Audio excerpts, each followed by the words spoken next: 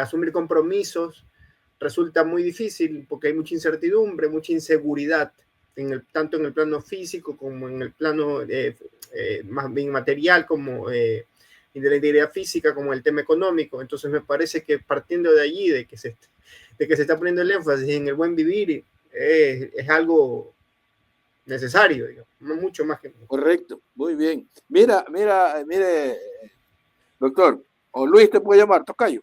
Sí, por supuesto. Luis, estamos los dos Luis aquí, muy bien. Mira que tú estás hablando sobre la planificación de lo que podemos hacer. Y aquí estamos está hablando sobre los subtítulos, dice economía y deuda pública, crédito e inversión social, ciudadanía con empleo digno, ingreso básico universal y seguridad social universal, ciudadanía con educación, ciudadanía con salud, alimentación y vivienda. Todo eso abarca el buen vivir, es decir, de lo que tú estabas diciendo, es decir, estamos ahora que no podemos saber qué va a pasar mañana y estamos bloqueados, como que dice, estamos bloqueados. El otro subtítulo dice, justicia para alcanzar la paz, la seguridad y el orden. Definitivamente guarda una coherencia, una consistencia, una estructura, ese plan, porque si uno define, digamos, los derechos, cuáles son los derechos constitutivos de ciudadanía, qué es lo que nos hace diferentes como seres humanos, digamos, como individuos, cómo nosotros podemos, qué sentido tiene hablar, por ejemplo, de la libertad en abstracto, esta palabra que ha sido cuyo significado ha sido tan manipulado a lo largo de la historia y ahora en concreto con los libertarios, etcétera. Entonces uno dice, ¿cómo pudiera, cómo es ese individuo libre? Que ese individuo libre solamente tiene sentido hablar de la libertad en sociedad, en comunidad. Y entonces la titularidad de ciudadanía es lo que nos debe garantizar las condiciones materiales de tener una existencia independiente de la voluntad de terceros. Entonces, todo lo que tiene que ver con la satisfacción de las condiciones materiales para desarrollar libremente nuestros planes de vida, digamos, eso es una condición necesaria para poder considerarnos como sujetos de derecho propio o de pleno o sujetos de pleno derecho. Entonces, a partir de allí, desde cómo nos organizamos colectivamente para garantizarle a cada una de las personas lo que a cada uno según sus necesidades de cada quien, según sus capacidades, ¿no? El famoso... De acuerdo. Así es. Entonces me parece que... de ahí viene también, dice, la justicia para el bienestar económico en igualdad de oportunidades. También viene la justicia ética y transparente en la lucha contra la corrupción. Justicia ética y transparente en la lucha contra la corrupción. Acordémonos que el señor presidente, cuando se sentó el primer día, eliminó el código de ética de la presidencia. Y aquí hay un punto, justicia ética y transparente en la lucha contra la corrupción. Ahorita que estamos viviendo, Luis. Bueno, lo que me parece ahí que en ese título lo que se trata de distinguir es lo que se llama la justicia objetiva o el poder judicial o la función judicial o lo que uno debería llamar más bien la administración de la aplicación de las normas jurídicas, que se le hace sinónimo de la justicia. Entonces, cuando uno habla de justicia ética, está saliéndose de la dimensión del derecho en la práctica del día a día, que está corrompida completamente, poniéndole este sentido, digamos, esta cualidad ética como un sistema normativo de carácter social que busque que se asienta en unos valores y principios compartidos y que nos permiten vivir en sociedad respetándonos unos a otros. Entonces me parece que ese subtítulo lo que apunta es a distinguir lo que se dice, lo que se llama la justicia tarda, la justicia ecuatoriana, así en abstracto, para hablar de que digamos tenemos que reestructurar la administración, como decía, de aplicación de normas jurídicas, tanto en el nivel legal, constitucional, contencioso administrativo, electoral, y sujetarla a un sistema de creencias, un sistema de normas que nos permitan convivir. Ahora es interesante porque, por ejemplo, dice que borró toda la cuestión de la ética, todas las normas éticas, porque uno dice, desde el punto de vista estrictamente jurídico, si son normas éticas, entonces no son normas jurídicas porque no son de cumplimiento obligatorio. pero igual este tipo de gobiernos oligárquicos como el que estamos viviendo o como el que fue el pasado, el del banquero Lazo. Lazo, y también desde que llegó el cambio con el Trujillato, la cuestión de por ejemplo, los principios deontológicos, eso es lo que recuerdo cuando me pongo a pensar en la palabra ética en el ámbito ecuatoriano. Los principios deontológicos que estaban en la ley de comunicación fueron eliminados de un plumazo. Es decir, ni siquiera la idea o más bien la idea de autorregulación o de orden espontáneo, de mano invisible, que prácticamente que cada institución, por ejemplo, la función judicial tiene que autodepurarse y los jueces tienen que autoelegirse y el periodismo mismo tiene que autodepurarse y hacer sus propias correcciones sin intervenciones externas para que no haya influencias indebidas desde afuera.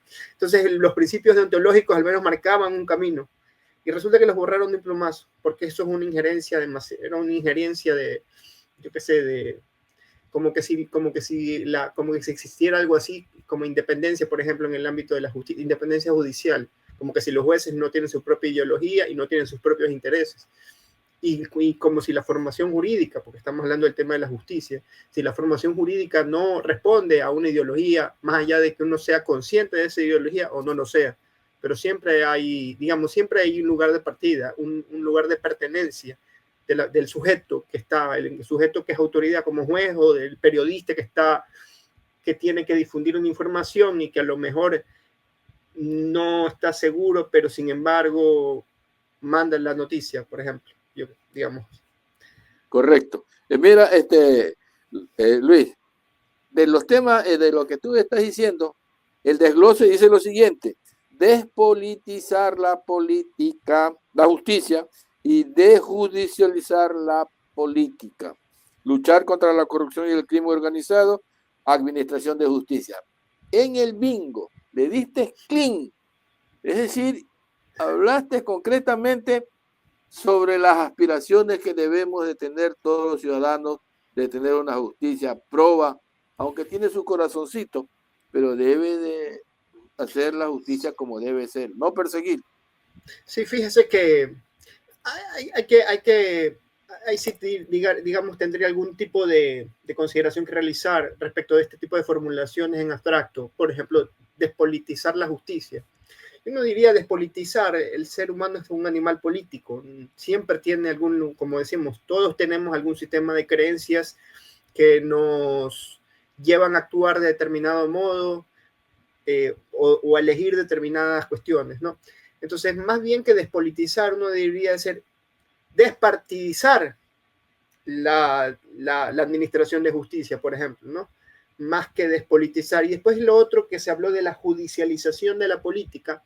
Lo que pasa es que, por ejemplo, si hablamos de procedimientos de toma de decisiones, digamos, por ejemplo, los procedimientos legislativos están reglados y estas reglas son normas jurídicas que deben ser, cuya eficacia debe ser garantizada por un árbitro, digamos. Entonces, cuando la administración de justicia, cuando, por ejemplo, no se cumplen los procedimientos legislativos o los procedimientos para la expedición de actos administrativos de carácter general o particular, entonces, bueno, si no se ha ceñido estrictamente al procedimiento, entonces tiene que haber un tercero imparcial, un árbitro que dirima. Entonces uno dice, cuando la determinada autoridad judicial entra a frenar o a invalidar una decisión legislativa o administrativa o electoral, por ejemplo, yo no debería llamar a eso judicialización de la política. Más bien, lo que uno reñiría, como habíamos dicho antes, en vez de decir politización de la justicia, deberíamos decir partidizar, faccionalizar la justicia. Ese sería el vicio. Y lo otro sería un activismo judicial, un entrometimiento judicial impermisible con intenciones prevaricadoras. Es decir, intervenir, por ejemplo, los jueces los jueces a la carta que aparecían de diferentes cantones para echar abajo a las designaciones de este famoso órgano, el Consejo de Participación Ciudadana. qué tenían que hacer con acciones de protección frente a autoridades que fueron nominadas mediante concursos, fueron posesionadas, etcétera, etcétera, que siguieron todo un lineamiento y sin embargo se metían, o frenar políticas públicas de que fueron, por ejemplo, con estas famosas acciones de protección, uno presenta una demanda, lo convocan a audiencia prácticamente en la misma semana, y en una audiencia que puede durar apenas una hora, sin mayores papeles ni documentos, puede declararse una política pública que es inválida. Cuando esa política pública ha seguido un procedimiento, pues con informes técnicos, informes jurídicos, informes de viabilidad económica, con criterio político, porque si esa autoridad está allí, está dictando esa política pública, es porque está respondiendo a un mandato. Después nos gustará o no nos gustará, dependiendo, ¿no? Y eso será materia de juicio político, pero no juicio político, bueno, sino en el sentido general, ¿no? Digamos, una valoración política debe recibir esa política, pero los jueces que se meten. Entonces, ese activismo judicial con pretensiones prevaricadoras es lo que uno, digamos, lo como politización, como judicialización de la política, por ejemplo. Eso es lo famoso lawfare, por ejemplo, lo que viene utilizando los diferentes terminales institucionales, por ejemplo, como el contencioso electoral, para sancionar a autoridades de una tendencia política, o la misma Fiscalía General del Estado, cuando vemos que selectivamente impulsa determinadas causas y no otras, cuando estamos hablando de años, casi lustros de diferencia entre un caso y otro, y uno avanza y el otro no, por ejemplo. Suscríbete ya.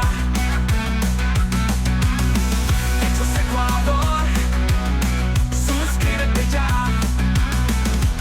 Ecuador, la verdad está ahí. No te pierdas nada, cada día algo nuevo.